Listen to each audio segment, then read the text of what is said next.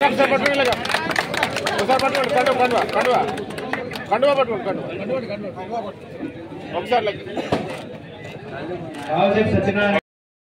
చూడండి ఎలా చూడండి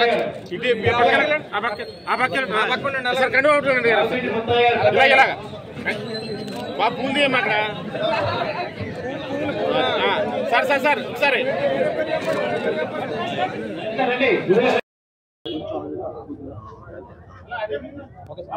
అందరికీ నమస్కారం. ఈరోజు కాకినాడ రూరల్ మండలం పండూరు గ్రామం పూర్తిగా జనసేన అడ్డాగా నిరూపించబడ్డది.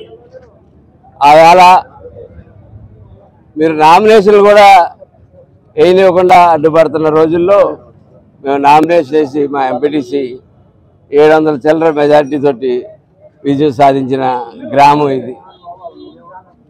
ఆవేళ రెండో దానికి నామినేషన్ వేయలేదు, వేయనిస్తే మొత్తం ఆవేళ పూర్తి స్థాయిగా తెలిసిపోను.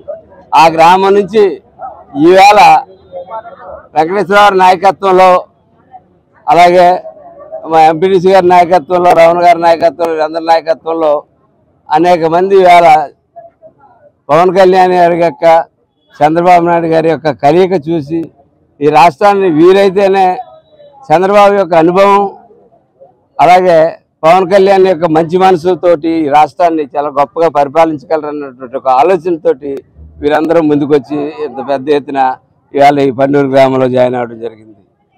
ఈ జాయినింగ్లు వారిద్దరూ కలిసి నుంచి అనునిత్యం జాయినింగ్లు ఉంటానే ఉన్నాయి. వారిద్దరూ యొక్క పరిపాలన చేస్తారు, మంచి పరిపాలన ఇస్తారు. కష్టాల్లో ఉన్నటువంటి ఈ రాష్ట్రాన్ని ఒడ్డెక్కించగల కెపాసిటీ వాళ్ళకే ఉంది, వాళ్ళే చేయగలరు అనేటువంటి నమ్మకం ప్రజల్లో చాలా భారీ ఎత్తున, పెద్ద ఎత్తున ఉన్నదానికి నిదర్శనం అదే. కానీ మన అదృష్టం కొద్దీ ఎంతో మొండివాడు, ఇంకా ప్రజలు హింసిస్తారు అనుకున్నటువంటి జగన్మోహన్ రెడ్డి అతను నోటితో అతనే నేను ఓడిపోతున్నాను, నేను తగ్గిపోతున్నాను అని చెప్పి అతను నోటితో అతను అన్నాం. మనకు చాలా సంతోషకరమైన విషయం. ఇప్పటికీ వైసీపీ నాయకులారా చెప్తా ఉన్నాం, మీకు ఆఖరి అవకాశం ఇస్తా ఉన్నాం. ఇప్పటికన్నా తెలుసుకోండి, మనసులు మార్చుకోండి. నగ్గి పన్ను కోటి మీద పన్ను కాయండి, రండి ముందుకు రండి, అడుగు వేయండి.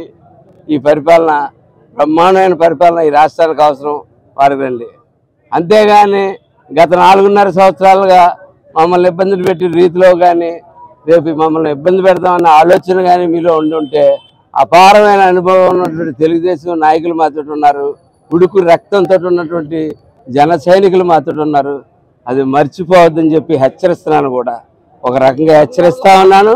వైసీపీ నాయకులు ఒక రకంగా రిక్వెస్ట్ చేస్తా ఉన్నాను, రండి, వదలండి. ఇన్నాళ్ళు ఏదో మాయలో ఉన్నారు, ఆ మాయలోంచి బయటికి రండి, బయటకు వచ్చి మాలో ఐక్యంగా అండి.